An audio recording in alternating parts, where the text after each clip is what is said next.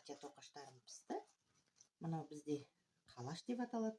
Мынау түймедақ деп қойды. Мынау Ардағалиевтің шашы деп аталады. Мынау жаңағы ішінде шоколадтысы бар.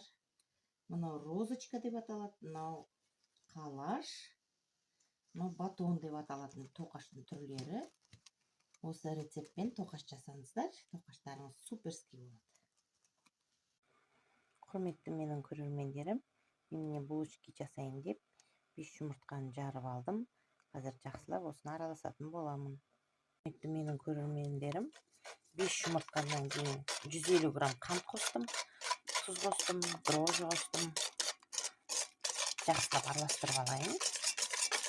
Қазір майын қосып, сүтін қосамын.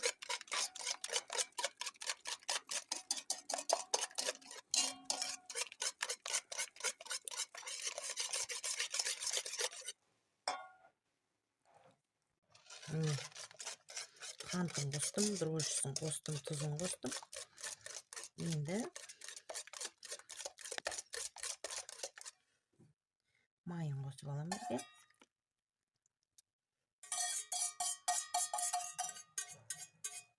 Мына майды кетіру үшін ғана биттей ыстық суды ғана қосам. Қазір ыстық су құйып алып келейін.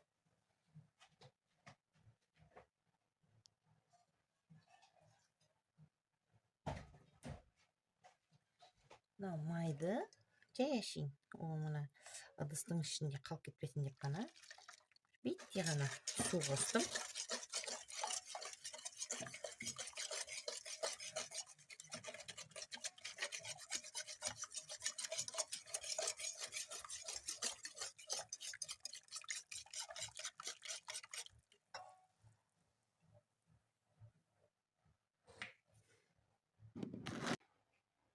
Құрметті менің көрермендерім, мен сүтімді қосып алдым. Сүт қостым, тұз қостым, бәрін қосып алдым. Енді жұмсақ қылып нанды илеу керек.